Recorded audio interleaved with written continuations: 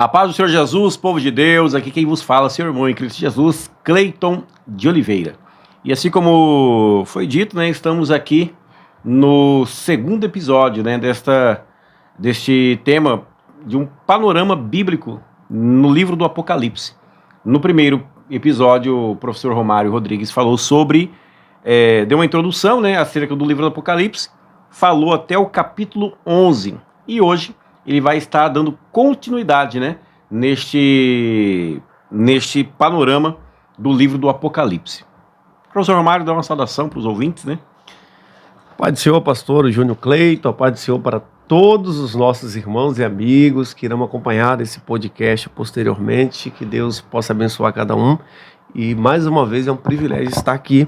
Espero que esse nosso diálogo aqui acerca do livro do Apocalipse possa contribuir, possa edificar todos aqueles que irão assistir posteriormente. Glória a Deus. Então, mais uma vez, né, quero pedir para você, ouvinte, que ainda não é inscrito, talvez você está vendo este vídeo porque você viu um compartilhamento de algum amigo seu, de algum parente seu, e você está aí vendo este canal Chamados Podcast. Queremos convidar você a fazer parte deste projeto e também ser um canal de bênção para outra pessoa, né, um amigo, um parente, e compartilhar este vídeo, este canal, que aqui estaremos tendo conteúdos como este, né, edificantes, que vai suprir muitas dúvidas de pessoas em questão da palavra de Deus e vai trazer um crescimento e um elevo espiritual sobre o teu ministério, sobre a tua chamada. E quero já aproveitar e dizer, né, você que tem uma sugestão, outro tema, né, vamos tentar aqui, né, prender o professor Romário Rodrigues aqui em alguns outros episódios, né? Eu sei que a agenda dele é muito lotada, mas sempre que puder, né, professor Romário, ele vai estar aqui conosco, sendo útil e um canal de bênção também para a minha e para a sua vida. Professor Romário Rodrigues tem liberdade para deixar Deus te usar. Amém. Então nós vamos começar pelo capítulo de número 12, não é? E o capítulo número 12, ele também é central. Por quê? Porque nós sabemos que no início da tribulação, se os amigos lerem lá em Daniel 9, versículo 24 ao 27, lá está registrada a profecia das 70 semanas de Daniel. É uma profecia chave para entendermos vários eventos relacionados ao fim dos tempos, tá? Então isso é muito importante. As 70 semanas de Daniel são 490 anos, não é? A palavra semana ali é Shabua e semanas é Shabuim, então são semanas de anos. Tá? Então, cada semana ali de Daniel equivale a 7 anos. Se cada semana equivale a 7 anos e são 70 semanas, as 70 semanas são 490 anos. E esses 490 anos, a grande parte já se cumpriu, ou seja, as 69 semanas já se cumpriu, e falta uma semana a se cumprir, ou seja, 7 anos, que são exatamente os 7 anos do período tribulacional. E lá em Daniel, nós vemos que no início da tribulação, e é isso que marca o início da tribulação, o anticristo ele vai intermediar um acordo com muitos, e ali está incluso Israel. Então perceba isso aqui. Na primeira metade da tribulação, o anticristo estará ali apoiando a nação de Israel, entre aspas, protegendo a nação de Israel, porque a nação de Israel será aliada do anticristo nesse período, tá? Na primeira metade da tribulação.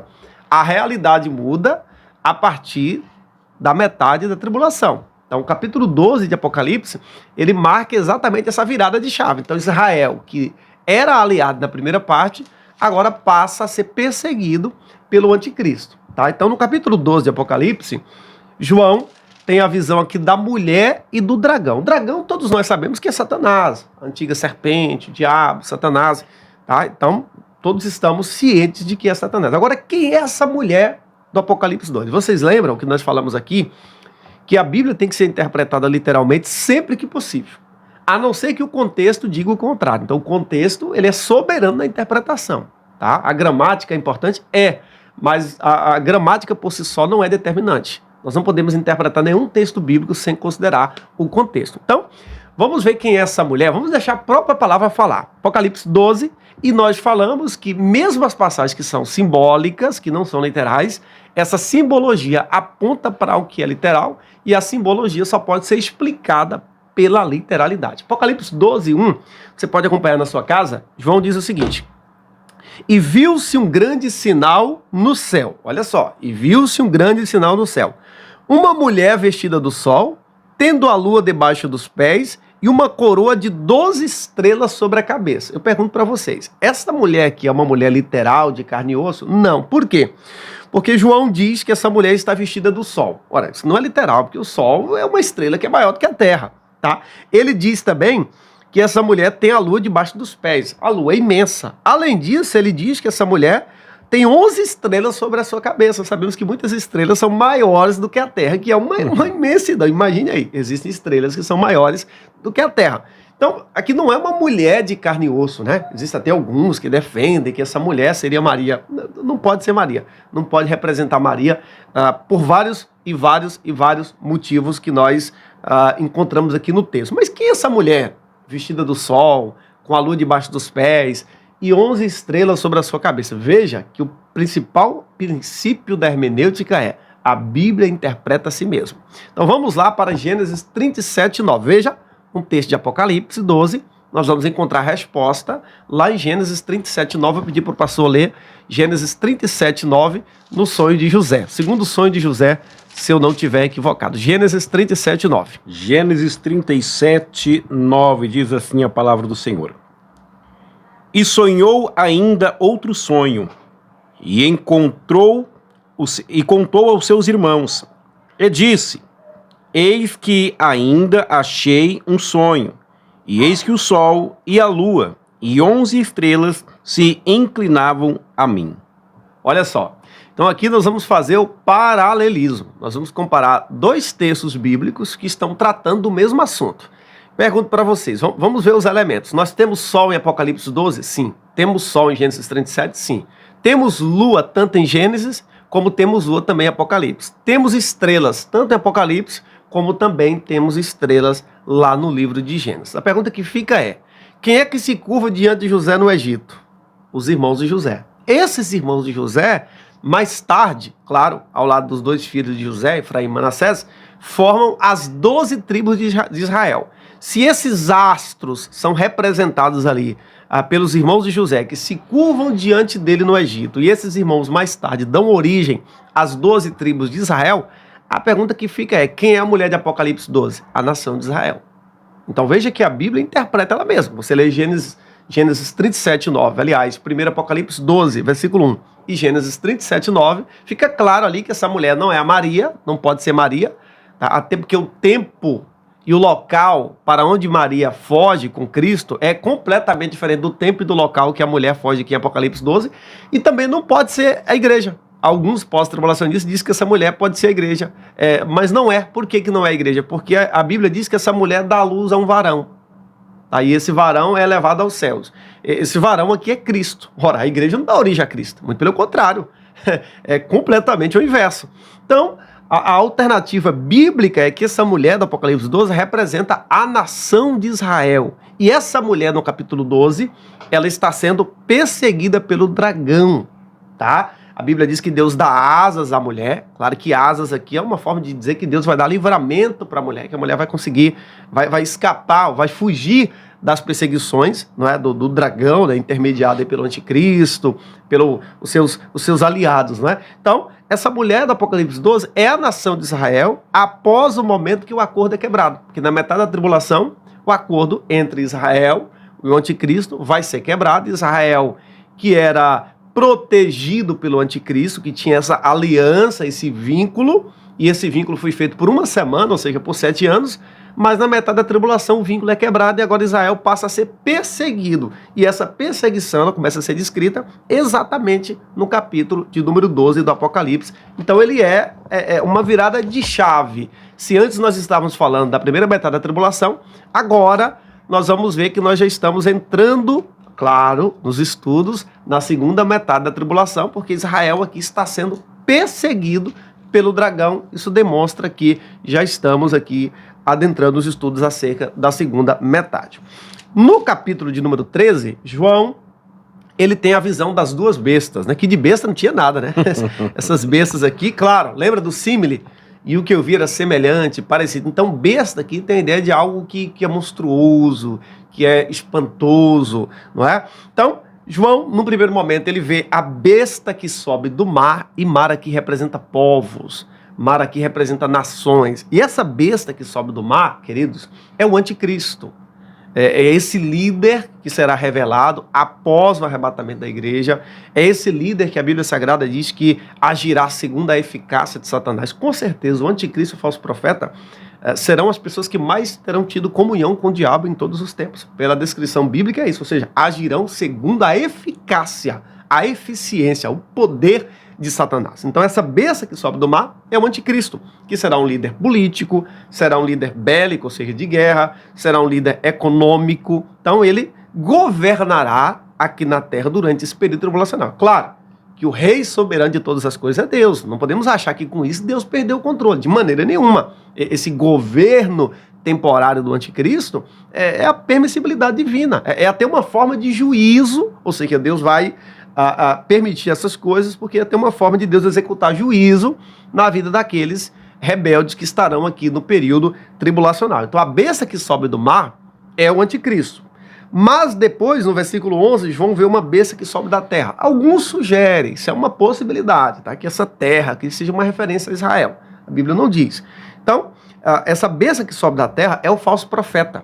Enquanto que o anticristo é o líder político, econômico, guerra, as questões sociais, o falso profeta é o líder religioso. O diabo não quer acabar com a religião, tá, queridos? O ser humano, ele não é arreligioso. Não existe uma pessoa que não tenha religião. Se você estudar o ateísmo nas suas raízes, você vai ver que o ateísmo ele tem vários aspectos de uma religião, tá? Então, assim, o diabo sabe que não pode tirar isso da essência do ser humano. Então, o que ele tem feito? Ele tem procurado fazer uma religião segundo a sua imagem, segundo a sua semelhança. Veja que o falso profeta será o líder religioso, né? Será o líder dessa religião apóstata, que será a base para uma das colunas para o governo anticristo. Ou seja, o falso profeta ele será o garoto propaganda do anticristo. Ele levará as pessoas a adorar o anticristo, a servir o anticristo, a se curvar diante do anticristo. E é ele, esse falso profeta, que a Bíblia Sagrada diz que vai ser o responsável por implantar a marca, nome ou número da besta, que também nós não sabemos o que será. Pela descrição da palavra marca, pastor, da língua grega, nos parece que é algo, a descrição de algo que será implantado literalmente. Tá? Não é um código de barras, não é o rádio, a televisão, não. É algo que será implantado no corpo. Agora, como é que isso vai se dar? É especulação. Não adianta nós tentarmos comparar, fazer paralelo com as tecnologias atuais, porque tudo isso seria especulação. Sabemos que essa marca será um sistema de controle, porque a Bíblia Sagrada diz que sem essa marca as pessoas não vão comprar, não vão vender, ou seja, o convívio social ficará inviabilizado, tá? Porque essa marca nada mais é do que um sistema de controle. E claro, ela não vai ser implantada à força das pessoas, não. Haverá um processo de convencimento, tá? Quem recebe essa marca, automaticamente, ele já se posicionou do lado do maligno, e a Bíblia Sagrada deixa claro que essas pessoas estarão perdidas. Mas aqueles que recusarem aceitar essa marca vão ter sérios problemas, né? Não vão poder comprar, não vão poder vender, muitos vão ser mortos, perseguidos pelo diabo e os seus dois agentes principais aqui, que são o anticristo e o falso profeta. Então, essas duas bestas, fica à vontade. Há um certo indício de que pode ser o chip, né? Assim, eu vi até uma polêmica, que tem pessoas que implantou o chip e agora já perdeu a salvação. Só que eu penso assim, é uma tecnologia que é possível ser utilizada pelo anticristo, porém, quem está utilizando disso agora não significa, porque não está no tempo da tribulação ainda. Exatamente. A igreja permanece na terra, então só vai começar a valer, vamos dizer assim, quem receber perderá a salvação quando a igreja for arrebatada e ali começar a grande tribulação, correto? Exatamente. Então será algo que será implantado literalmente, não é algo simbólico, como eu citei um exemplo aqui do código de barra, né? As pessoas achavam, depois o QR Code apareceu, né? Surgiu, as pessoas, olha o QR Code. Não, será algo físico, que será implantado no corpo físico. A Bíblia diz claramente, numa das mãos ou na testa. Tá? Por quê? Porque pode ser que tenha pessoas que não têm a mão direita, tá? Então, implanta-se na testa. Então, será algo implantado fisicamente, tá? E será um sistema de controle. E ninguém receberá essa marca de forma inconsciente. Eu não sabia. Não. As pessoas receberão consciente, elas saberão as consequências. Como nós falamos, haverá um processo de convencimento. Queridos, guarde isso. Uma das principais armas do anticristo será a propaganda, o discurso. Nós temos que ter cuidado com o discurso. Temos que ter cuidado com a propaganda. Nós temos que ser mais racionais e menos emotivos. Porque o diabo sempre usou essa ferramenta do discurso, desde o início. Como é que Eva sabia que o fruto era bom se ela nunca tinha comido? Exatamente. E viu Eva que o fruto era bom. Como é que ela sabia? Ou seja, o discurso, a argumentação. Então nós temos que ter cuidado. Temos que ter cuidado. E claro, eu estou falando desse período. Nós temos que ter cuidado com os discursos, com a oratória, tá? Com a boa conversa, entre aspas. Temos que ser mais racionais e menos emotivos, não é? Então, precisamos ter cuidado. Então, esses dois líderes estarão atuando, tá, fortemente nesse período e serão agentes de Satanás. Tanto o líder religioso, falso profeta, que será o responsável, entre outras coisas, não é, para levar as pessoas a servir o anticristo, a se curvar diante do anticristo, ao seu governo, será o responsável também por essa marca, nome ou número, e o anticristo é esse líder político, esse líder econômico, esse líder do poder bélico, e assim sucessivamente. No capítulo 14, nós temos novamente João, ele relata no capítulo 14, novamente os 144 mil. Isso é muito interessante, porque eles aparecem no capítulo 7, aliás, na primeira metade da tribulação, depois eles aparecem novamente no capítulo 14. Alguns sugerem que eles vão morrer, mas isso é dedução. A Bíblia não diz em lugar nenhum que eles vão morrer no período tribulacional, vão ressuscitar. A Bíblia mostra claramente aqui que eles estão vivos, tanto na primeira metade quanto na segunda, diferente das duas testemunhas que vão morrer na primeira metade ou na metade do período tribulacional. Então, novamente, João descreve aqui os 144 mil no capítulo 14. Já no versículo 14 do capítulo 14, João diz: "E olhei, e eis uma nuvem branca, e assentado sobre a nuvem, um semelhante ao Filho do Homem, que tinha sobre a sua cabeça uma coroa de ouro, e na sua mão uma foice aguda." Ou seja, primeiro ele vê os 144 mil, novamente, no capítulo 14, e no versículo 14 do capítulo 14, ele tem uma visão novamente do Cordeiro. Isso é muito interessante nós destacarmos. Caminhando para o capítulo de número 15, no capítulo 15, pastor e queridos irmãos, nós temos um prenúncio, temos um anúncio ali das 7 taças. E uma das provas de que o Apocalipse, embora haja as interações, não é? Mais uma das provas, né, de que ele tem que ser entendido cronologicamente, é que João chama as 7 taças de últimos flagelos. Ou seja, se as 7 taças são os últimos flagelos, isso quer dizer que outros flagelos, outros juízos aconteceram anteriormente, que são exatamente os 7 selos e as 7 trombetas, como nós já vimos aqui. Então, no capítulo 15, nós temos um anúncio do que virá. João descreve esses 7 anjos, tá? Perceba que são os anjos que vão derramar as taças. É Cristo quem desata os selos, são os anjos que tocam as trombetas, e novamente aqui são os anjos que vão derramar essas taças, essas 7 taças da ira de Deus. As taças são os juízos mais severos.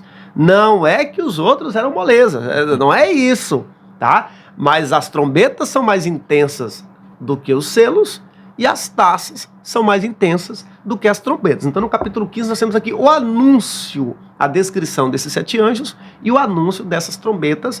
Aí sim, das taças, quando nós chegamos no capítulo 16, aí sim, no capítulo 16, nós temos a descrição das 7 taças da ira de Deus. E essas 7 taças aqui, elas já acontecem na segunda metade da grande tribulação. Muitos acreditam que os selos, eles ocorrerão na primeira metade. Já as trombetas e as taças ocorrerão na segunda metade. Tá? Nós temos certeza que os selos acontecem na primeira metade da tribulação e as taças acontecem na segunda metade. Há uma discussão quanto às trombetas. Elas acontecem, elas são tocadas, os juízes das trombetas estão relacionados à primeira metade ou à segunda. Muitos entendem que é na segunda metade. Então, capítulo 16 de Apocalipse, você pode estar acompanhando com certeza na sua casa, ele descreve aí tá? O derramar dessas 7 taças da ira de Deus, ou seja, desses 7 juízos. Então perceba que a intensidade vai aumentando. Se nas trombetas, tá, 1/3 parte das águas fica imprópria para o consumo, tá, 1/3 parte dos mares se transforma em sangue, aqui nas taças a intensidade aumenta. Já não é mais 1/3 parte dos mares, já não é mais 1/3 parte das águas. É a totalidade dos mares, ou seja, oceanos aqui, e a totalidade de toda a água doce, de toda a água potável. Então a intensidade ela vai aumentando no decorrer em que os juízos vão acontecendo. Então o capítulo 16 marca, não é, o derramar das 7 taças da ira de Deus. Eu quero ler, pastor, só o versículo de número 8 do capítulo 16. E o 4º anjo derramou a taça sobre o sol, e foi-lhe permitido que abrasasse os homens com fogo. Versículo 9. E os homens, ou seja, os seres humanos, foram abrasados com grandes calores e blasfemaram o nome de Deus, que tem poder sobre estas pragas. Então perceba que é Deus que está no controle de tudo. Esses selos, essas trombetas, essas taças são juízos de Deus. É Deus que está no controle, é Deus quem está punindo, tá? E aqui ele diz, e não se arrependeram para darem glória. Ou seja, o sol queimará a pele dos homens. Os homens morderão a própria língua, tá, diante da intensidade do calor. E ainda assim, esses homens não vão se curvar diante de Deus. Eles vão blasfemar contra o nome de Deus. E isso é impressionante, né? Impressionante. Bom, no capítulo 16, já vimos, temos o derramar das 7 taças. Já no capítulo 17, pastor, e no capítulo 18, nós temos a descrição da Babilônia. Aí existe uma grande discussão, eu já quero mostrar para vocês um livro aqui. Esse autor desse livro, O Ressurgimento da Babilônia, esse autor, assim como outros autores, eles defendem que no final dos tempos, ou seja, nos eventos finais, no período tribulacional, por exemplo, ressurgirá um país por nome de Babilônia. Tá? Então, Babilônia aqui seria uma Babilônia literal, tá? Uma Babilônia literal, um país, um povo, uma nação que ressurgirá nesse tempo. É uma hipótese, nós não estamos aqui afirmando, estou apenas apresentando que é uma perspectiva que existe dentro, até mesmo da perspectiva pré-tribulacionista. Mas o que nós vemos aqui, em Apocalipse 17, é a descrição da Babilônia espiritual. Por que é usado esse nome aqui, Babilônia? Vocês sabem que a idolatria, como nós a conhecemos, ela surge exatamente em Babel, tá? Babel, de onde vem o nome Babilônia, tá? Então, essa Babilônia do capítulo 17 é a Babilônia espiritual. É todo esse sistema espiritual, não é, que dá um sustentáculo, uma base de apoio, que é uma das bases de apoio para o governo do anticristo. Perceba que o anticristo, ele é assessorado pelo falso profeta, não é? Que é um líder religioso. Então, no capítulo 17, nós temos a descrição da Babilônia espiritual. Já no capítulo 18, nós temos a descrição da Babilônia política. Veja que as duas coisas estão aqui associadas, não é? A religião corrompida, a religião ecumênica. Por isso, queridos, eu quero chamar a atenção de vocês aqui. O ecumenismo não é um princípio bíblico, é uma artimanha de Satanás. Essa história de que todos os caminhos levam a Deus, de que todos nós somos irmãos, de que o que importa é crer numa força superior, isso é coisa do inimigo. Não é verdade que todos os caminhos levam a Deus, não é verdade que Deus está sendo cultuado verdadeiramente em todos os lugares. Nós temos que ter cuidado, porque o ecumenismo é como um rolo compressor que tem tentado, né, suprimir a igreja de Cristo na face da terra. E claro que ele não vai conseguir ter seu êxito enquanto a igreja de Cristo estiver na face da terra. Mas a partir do momento que a igreja for retirada, esse ecumenismo que nós já vemos aí, não é? Vários elementos dele, nós somos todos irmãos, né? Todos os caminhos levam a Deus. Recentemente teve um líder mundial aí, né, que falou sobre que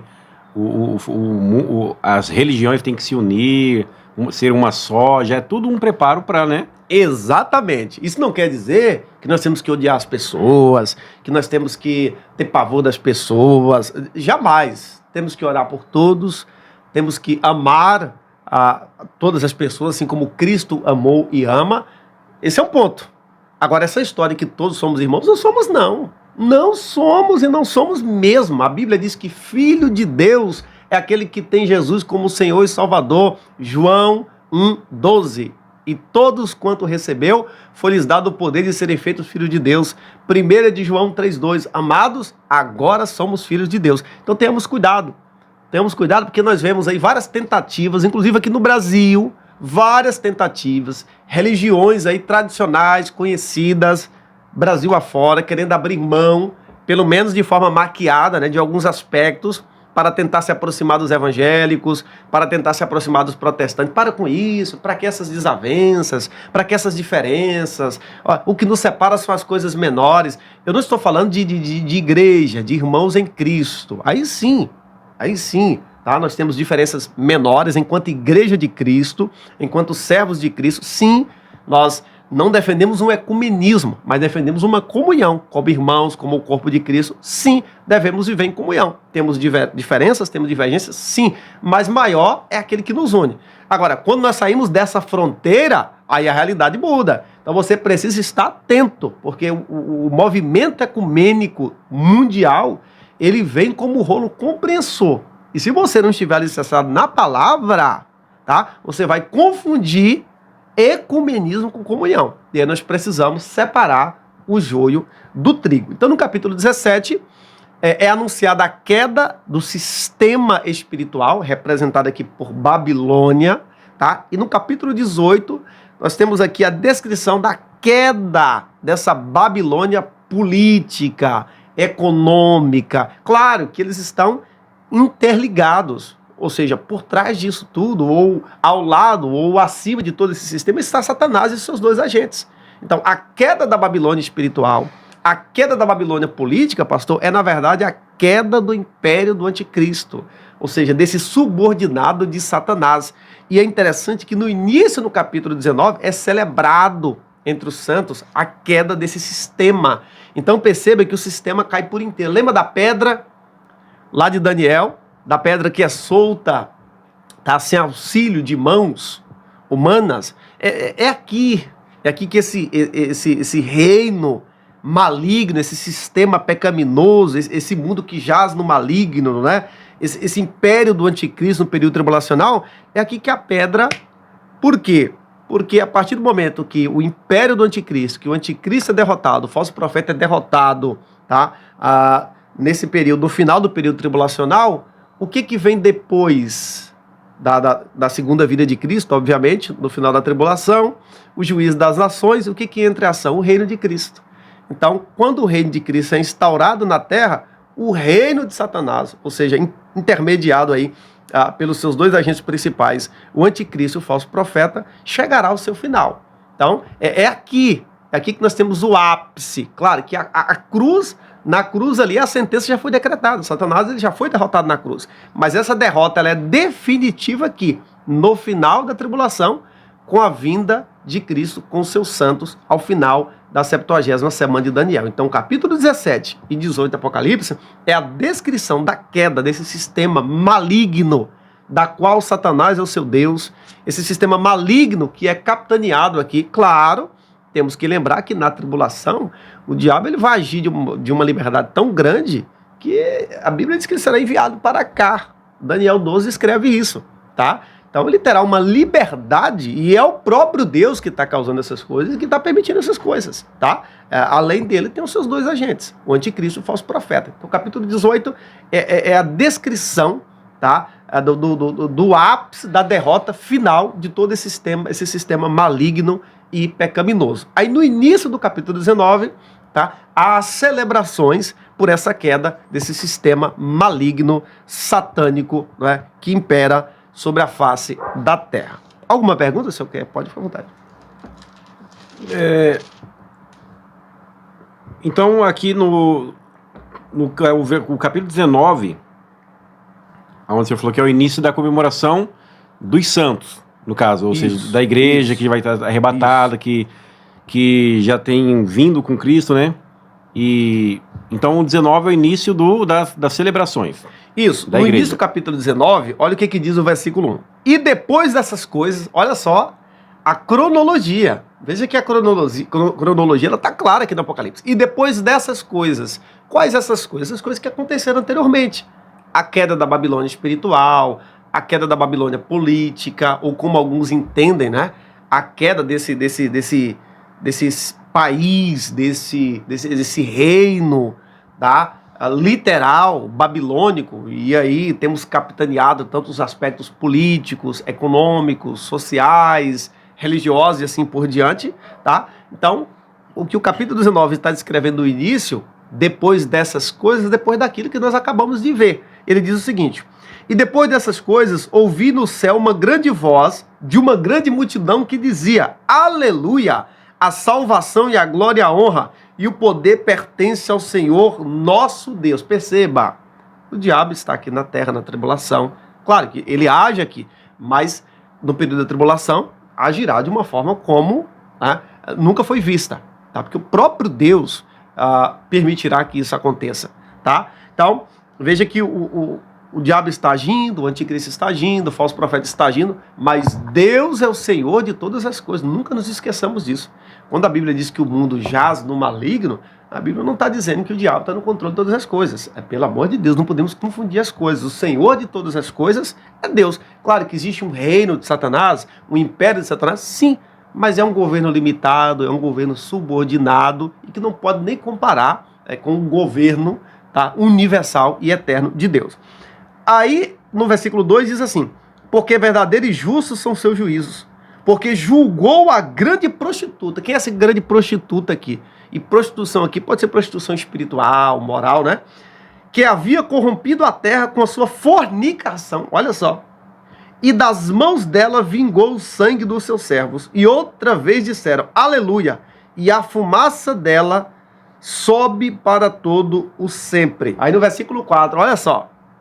E os 24 anciãos e os 4 animais prostraram-se e adoraram a Deus, que estava assentado no trono, dizendo: Amém, Aleluia. Então os 24 anciãos, os 4 animais, que são seres angelicais, eles estão celebrando a queda desse império maligno. Tá? Aqui nós temos vamos dizer assim, o culminar, não é, da destruição desse império maligno no final do período da tribulação. E no início do capítulo 19 há essa celebração nos céus, porque o juízo de Deus foi executado sobre essa grande prostituta, né, que aqui é descrita como Babilônia. Mas ainda no capítulo 19, pastor, nós temos a descrição a partir do versículo, olha só, você pode acompanhar aí, querido, versículo de número 7, que nos diz o seguinte: regozijemo-nos e alegremo-nos e demos glória, porque vindas são as bodas do Cordeiro,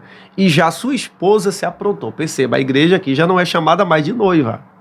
Se a igreja é chamada de esposa aqui, isso quer dizer o quê? Que o casamento já aconteceu. Isso não pode ser um arrebatamento. Isso não pode. Não pode ser um arrebatamento. Por quê? Porque depois do arrebatamento tem que acontecer o quê? O tribunal de Cristo. E precisa acontecer também as bodas, que são exatamente esse casamento. Se no final da grande tribulação, no capítulo 19, a igreja está sendo chamada de esposa, é porque ela já deixou de ser noiva. E só pode se deixar de ser noiva através do casamento. Então Cristo está voltando aqui no final da tribulação com a esposa. Isso significa o quê? Que a igreja está voltando dos céus com Cristo como esposa, porque o casamento já aconteceu nos céus. E a expressão vindas são as bodas aqui não quer dizer que as bodas estão chegando ou que irão chegar. Vindas aqui tem a ideia de que já se cumpriu. Ok? Ou seja, as bodas, o anúncio aqui não é de que as bodas vão acontecer. O anúncio é de que as bodas já aconteceram. E aconteceram aonde? Nos céus. Assim como o tribunal de Cristo também aconteceu nos céus. E por que nós sabemos que é a igreja que está vindo aqui? Olha o versículo 8. E foi-lhe dado que se vestisse de linho fino. É a descrição da igreja, as vestes da igreja. Puro e resplandecente, porque o linho fino são as justiças dos santos. Por que João diz aqui justiça dos santos? É claro que nós somos justificados não pela nossa própria justiça, tá? Somos justificados pela justiça de Cristo. Mas mediante a justiça de Cristo, João faz referência aqui ao tribunal de Cristo, onde haverá ali um julgamento, não de pecados, mas um julgamento de obras. E essa justiça dos santos aqui, que só é possível por causa da justiça de Cristo, é uma descrição do tribunal que já aconteceu lá nos céus, conhecido, como nós falamos no encontro passado, como o tribunal de Cristo, que será aquele momento onde as obras dos santos serão examinadas para galardão ou não, a depender do que nós fizemos. Então, no capítulo 19, nós temos Cristo voltando com a igreja. Ora, nós não podemos voltar de um lugar que nós nunca tivemos. Verdade. Se Cristo está voltando, e vocês viram aqui que o capítulo 19 é o final da tribulação. Se ele está voltando com a igreja no final da tribulação, isso significa que houve um momento anterior que a igreja subiu com Cristo. Perceba que no capítulo 19 já aconteceu as bodas e já aconteceu o tribunal de Cristo. Então, esse texto de Apocalipse 19 não pode estar falando do arrebatamento. Ele está falando da segunda vinda de Cristo, que acontecerá no final da tribulação. É nesse momento que todo olho verá. É nesse momento que ele pisará os seus pés no Monte das Oliveiras. É nesse momento que ele vai destruir os inimigos de Israel, o anticristo, com o sopro da sua boca, entre aspas. É nesse momento que ele vai derrotar, né, esse império maligno, essa grande prostituta, essa Babilônia, não é? No capítulo 17, capítulo 18 de Apocalipse. Então, esse momento é crucial. Aí, pastor, nós temos, no capítulo 20, caminhando para o final, a prisão de Satanás. Por quê? Lembrando que entre a segunda vinda de Cristo e o início do milênio, nós temos alguns eventos aí. Um desses é o julgamento das nações. Onde é que está isso, irmão Romário? Capítulo 25 de Mateus. Aquele texto que nós tanto citamos, não é? Tive fome, não me deste de comer. Tive nu, não me deste vestir. Tive preso, não fosse me visitar. É claro que os princípios, é a palavra de Deus, os princípios podem ser aplicados para as nossas vidas, tá? Mas aquele texto vai se cumprir, ele vai se cumprir nesse período, após a segunda vinda de Cristo, quando ele vai julgar as nações, aqueles, claro, que permaneceram vivos durante o período da grande tribulação, tá? Então, essas nações serão julgadas. A Bíblia diz que os bodes serão deixados à esquerda e as ovelhas serão deixadas à direita. Os bodes serão lançados no lago de fogo, tá? E as ovelhas adentrarão ao milênio. Então, quem são os bodes aqui? São aqueles que receberam a marca da besta, são aqueles que não receberam a Cristo no período tribulacional, são aqueles que se opuseram. Olha, isso é muito importante, porque lá é perguntado para ele, quando foi que fizemos isso ou que não fizemos? E ele disse, quando fizeste isso a um desses pequeninos. Então os pequeninos ali são judeus. Então, um dos critérios desse juízo será a forma como cada nação, cada pessoa se posicionou em relação à nação de Israel. Isso é muito importante. Aí eu lembro lá de Gênesis, capítulo 12, versículo de número 1 ao versículo de número 3. Não podemos esquecer disso, tá? Então, depois da segunda vinda de Cristo, haverá esse julgamento, os bodes serão lançados no lago de fogo, as ovelhas adentrarão. Perceba que o texto diz, né? Eles são convidados a entrar no reino. Esse reino é o milênio. Mas para o milênio começar, e é interessante que alguns querem alegorizar o milênio, né? Não, o milênio não é um período literal de 1000 anos, o milênio é um período indeterminado entre a primeira e segunda vinda de Cristo. Nós já estamos no milênio. Já estamos? Então tá bom. Então vamos brincar com as cobras, vamos colocar os lobos junto com os cordeiros, né? Já temos aí crianças com 100 anos de idade, porque a Bíblia diz que nesse período quem morrer com 100 anos será considerado criança. O Mar Morto já foi restaurado, com o rio que surge do trono do Messias em Jerusalém. Jesus já está reinando aqui na terra, sentado no trono de Davi em Jerusalém. Nós já temos um templo em Jerusalém. Tudo isso já está acontecendo? Claro que não está. Tá? Existem mais de 30 características que nós encontramos acerca do milênio. Tem mais, claro, que não estão presentes no nosso tempo. Então o milênio não está acontecendo. Uma das evidências é que a Bíblia diz que antes do milênio começar, Apocalipse 20, perceba, a palavra 1000 anos aparece lá 6 vezes. 6 vezes. Por que eu tenho que interpretar isso como sendo simbólico? Por que eu tenho que espiritualizar algo que é tão literal, que é tão natural? 1000 anos, 1000 anos, 1000 anos. Aí eu me acho no direito de dizer, não, mas não é bem 1000 anos, né? Eu não tenho esse direito de fazer isso com o texto. O texto tem que se impor, o contexto tem que se impor. Mas como é que eu sei que o diabo não está preso? Porque o texto de Apocalipse 20 diz assim, que o diabo será preso para não mais enganar as nações. Então, se eu disser que o milênio já está acontecendo, eu vou ter que admitir que o diabo também não está enganando ninguém, cá entre nós. Ninguém em sã consciência acredita que o diabo não está enganando ninguém. Porque alguns dizem, não, mas o ser preso aqui é deter o poder do diabo, é diminuir, o diabo está no controle de Cristo. Nada disso. A Bíblia diz que ele será preso por 1000 anos para não enganar as nações. Então, se eu digo que o diabo está preso, eu vou ter que admitir que ele não está enganando ninguém. Aí, claro, ninguém vai fazer uma aposta dessa, porque todos sabemos que o diabo, que é aquilo, né?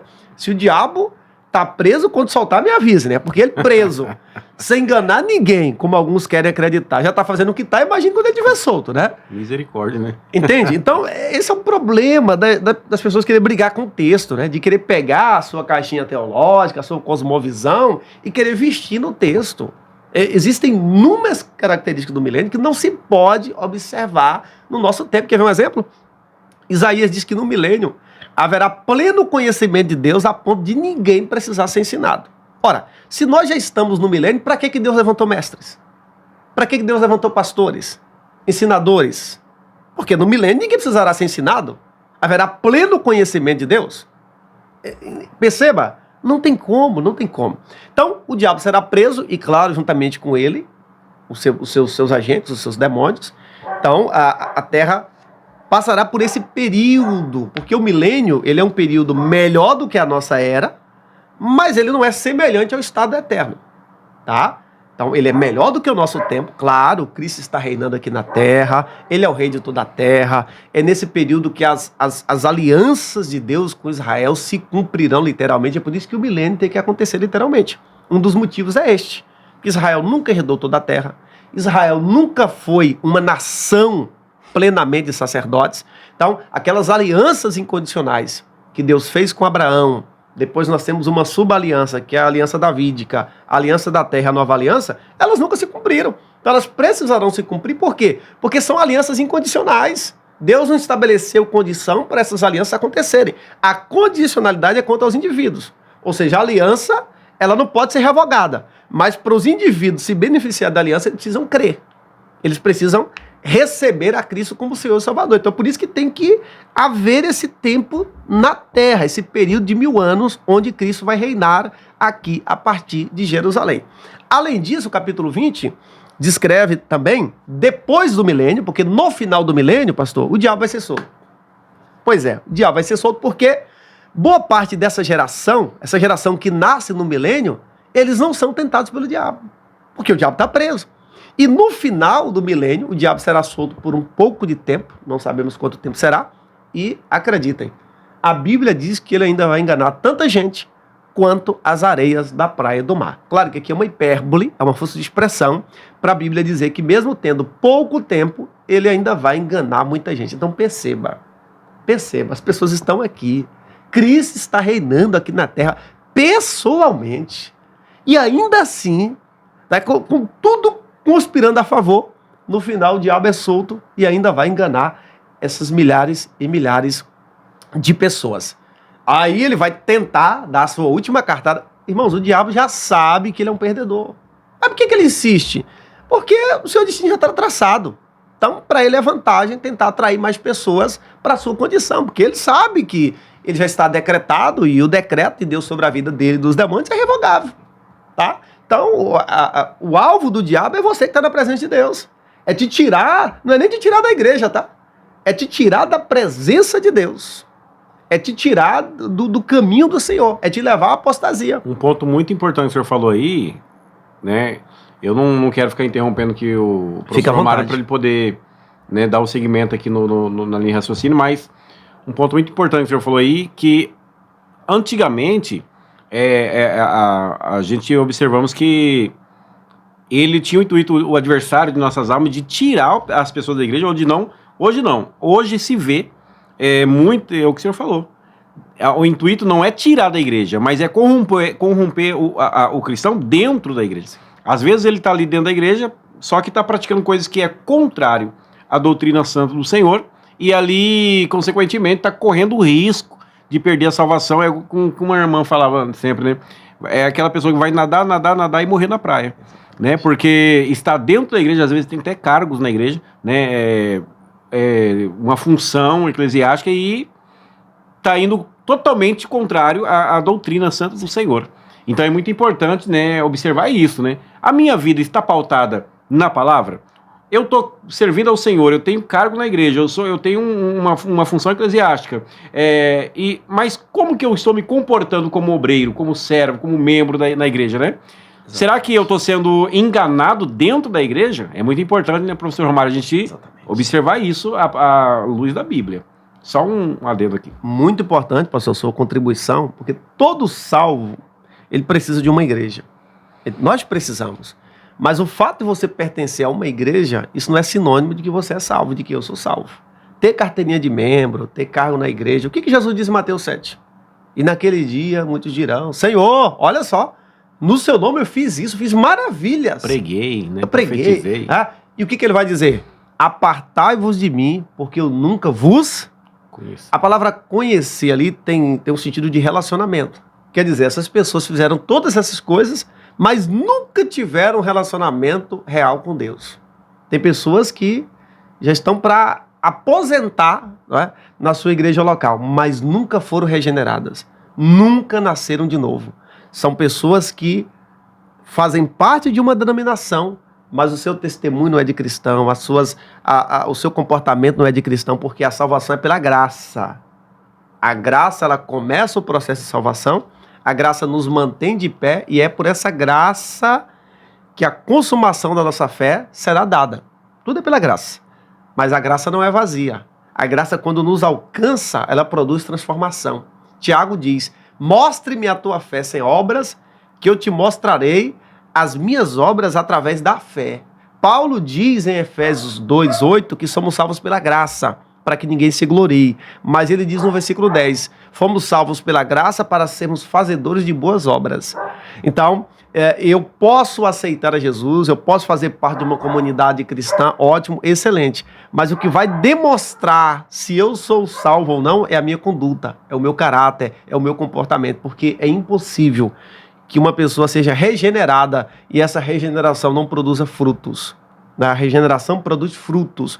João Batista diz, né? Produzam frutos dignos de arrependimento. Verdade. Se eu realmente nasci de novo, eu vou, a cada dia nesse processo de santificação, ser mais parecido com Cristo. Porque essa é a ideia de ser discípulo de Cristo. É ser mais parecido com Cristo.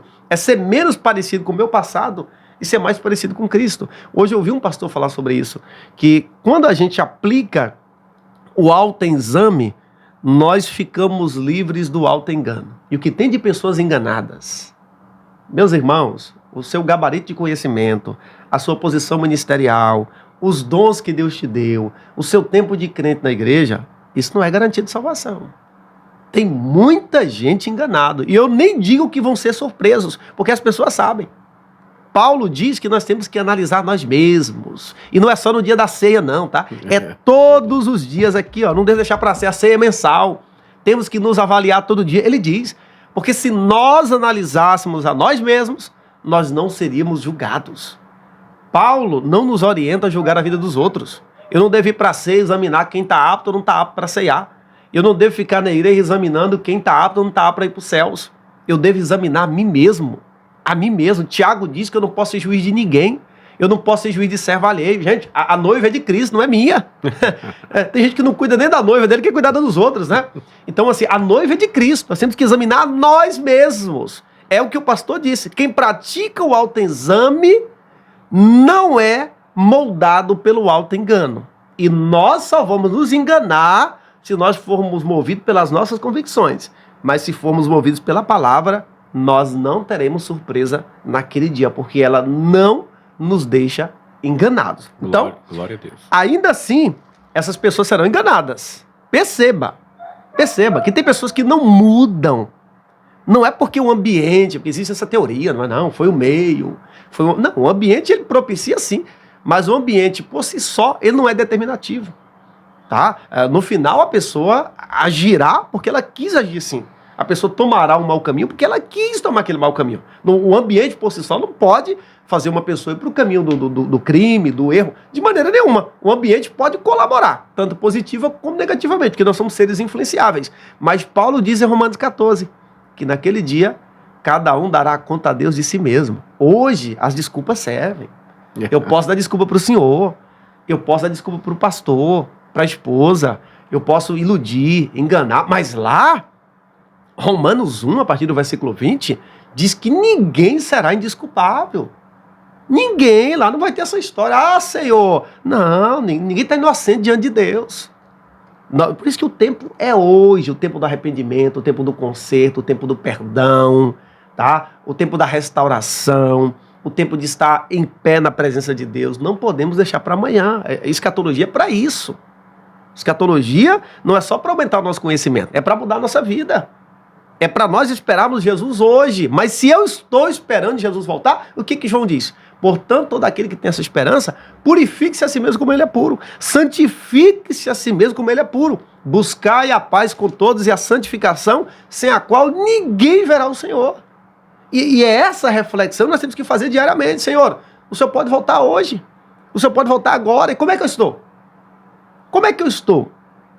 Não é como é que você está, é como é que eu estou. Ou eu posso ir antes do arrebatamento. Como é que nós estamos?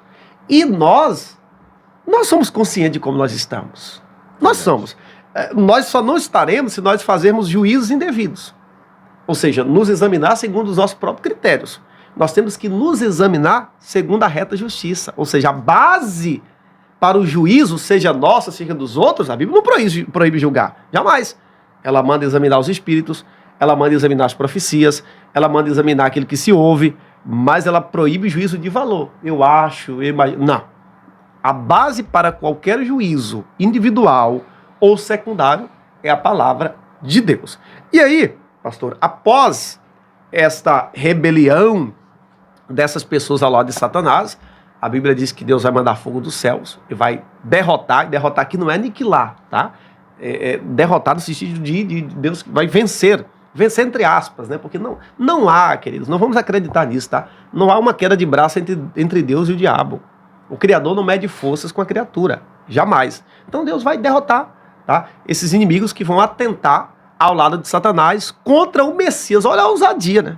Jesus está reinando em Jerusalém e eles vão atentar contra Cristo e contra a santa cidade de Jerusalém. Então virá fogo do céu que vai derrotar essas pessoas. Após isso, nós temos ainda no capítulo 20, tá? Caminhando aqui para os instantes finais, o juízo final, ou também conhecido juízo do trono branco. Tá? Percebam que no arrebatamento da igreja, só serão ressuscitados ali, pastor, os salvos. A Bíblia fala de duas ressurreições.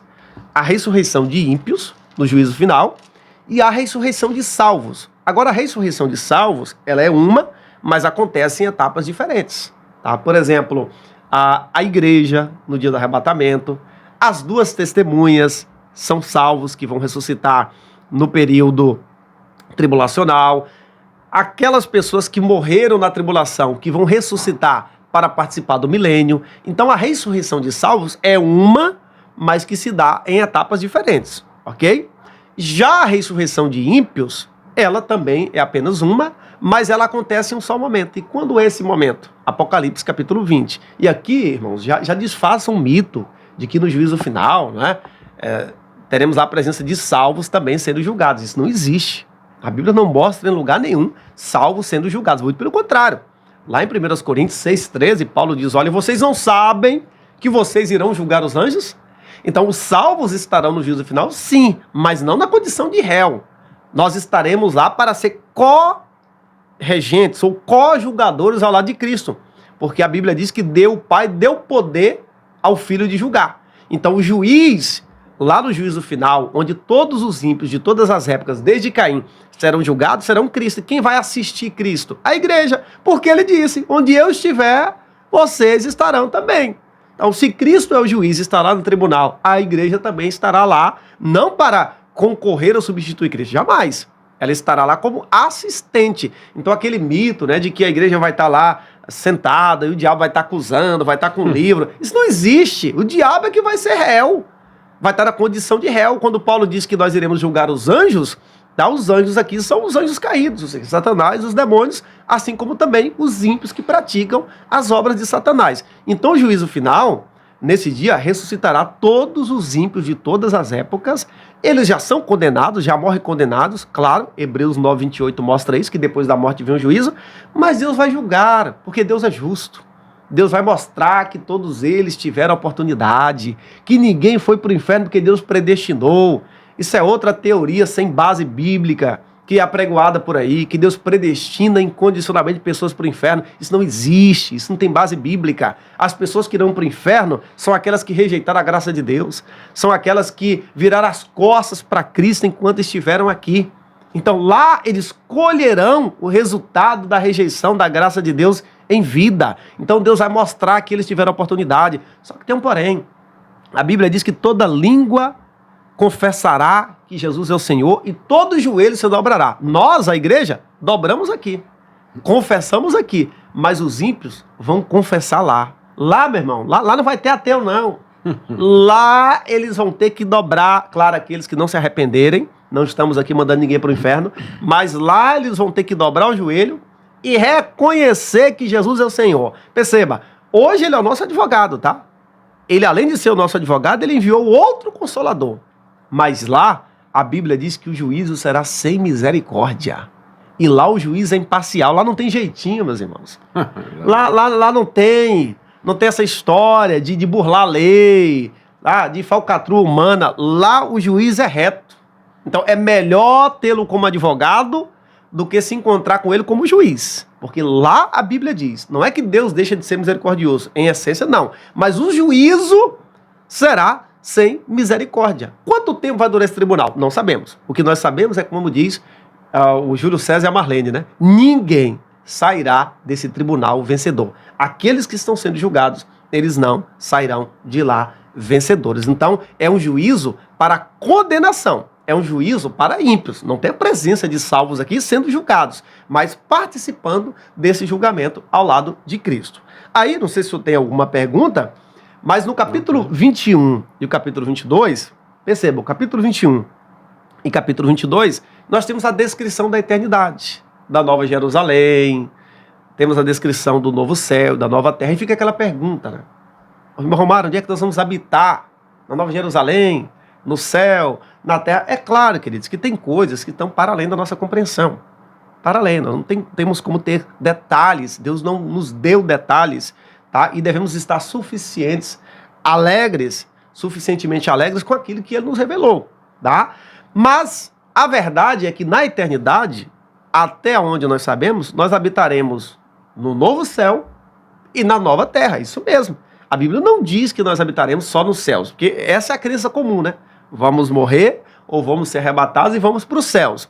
Mas a realidade é que na eternidade nós habitaremos no novo céus e na nova terra. E a Nova Jerusalém, que é essa cidade em forma de cubo, ela estará dentro dessa nova configuração, tá? Então, claro que existem algumas divergências, não é? Mas no senso comum entre os cristãos, ou boa parte dos cristãos, é que na eternidade nós vamos habitar tanto do novo céus, quanto também na nova terra. E a Nova Jerusalém, que é essa cidade, tá, em forma de cubo, com mais de cerca de 2.200 quilômetros quadrados.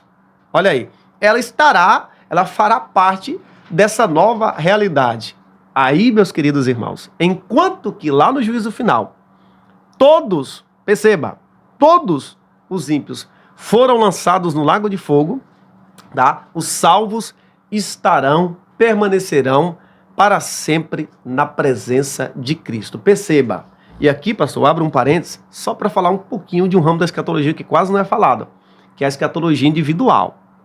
Quando nós morremos, tanto salvos como ímpios, nós passamos a fazer parte do estado intermediário.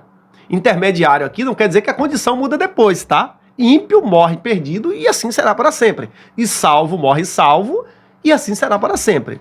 Mas intermediário aqui, a partir do que nós vamos explicar. Quando um perdido morre hoje, quando um não cristão morre hoje, ele não vai direto para o lago de fogo. O lago de fogo, para a maioria dessas pessoas, é uma realidade a partir do juízo final, tá? Então ele vai para o Sheol, para o Hades, ou seja, é uma espécie de inferno aí provisório, não é? Uhum. Os salvos também, quando eles morrem, eles não vão direto para a casa do Pai. eles vão para o paraíso, já estão com Cristo, já estão na presença de Deus, tá? De Cristo, mas não é a casa do Pai ainda. Nós iremos para a casa do Pai no dia do arrebatamento, tá? Então, no arrebatamento, os salvos que estão no paraíso, junto com os demais, vão para a casa do Pai, e lá no juízo final, esses ímpios que vão ressuscitar nesse dia, eles estavam no Hades, ou Sheol, eles vão ser lançados no lago de fogo. Hoje eles estão nesse Hades, nesse inferno provisório, a alma e o espírito estão sofrendo, estão em tormento, estão plenamente conscientes, tá? Não existe sono da alma, não existe morte da alma. Tanto os salvos quanto ímpios estão conscientes. Os salvos no arrebatamento, porque estamos falando dos que serão arrebatados, serão arrebatados e a alma e espírito se juntarão ao corpo e serão glorificados, irão para a casa do Pai, estarão para sempre com o Senhor. Já esses ímpios ressuscitarão no juízo final e essa alma e espírito unir-se-á ao corpo deles e eles serão lançados no lago de fogo que é eterno, tá? Existe uma teoria aí da história do inferno provisório. Isso é heresia. Essa história de aniquilamento, isso não existe. A Bíblia diz que lá o bicho não morre, o fogo não se apaga, o lago de fogo é eterno. A mesma expressão que a Bíblia usa para a eternidade da vida com Deus, ela usa para a eternidade para a vida sem Deus. Então, da mesma forma que o novo céu e a nova terra é eterno, o lago de fogo também é eterno. Então, capítulo 21, 22 de Apocalipse é o capítulo do estado eterno. E ali nós temos a descrição da Nova Jerusalém e dessa condição dos salvos para todo sempre. É claro que nós nem conseguiremos mencionar, que nem mensurar. Por exemplo, a Bíblia escreve a Nova Jerusalém e ela diz, pastor, que o pavimento dessa cidade é o ouro, né? Olha como é que a lógica de Deus é diferente, né? Enquanto que aqui na terra o ouro está na cabeça das pessoas, lá na Jerusalém é pavimento, né? Olha só, que maravilha. É pavimento, né? Então, a gente consegue mensurar o que a Bíblia diz, mas aquilo que está a nos esperar, queridos, é grandioso demais. E eu quero só lembrar aqui, para encerrar, pastor, da minha parte, do hino de número 26 da harpa cristã, do saudoso Emílio Conde. Eu quero fazer menção aqui só da última estrofe desse hino e deixar aqui para você, querido irmão e amigo que está nos acompanhando, hino 26 da harpa cristã.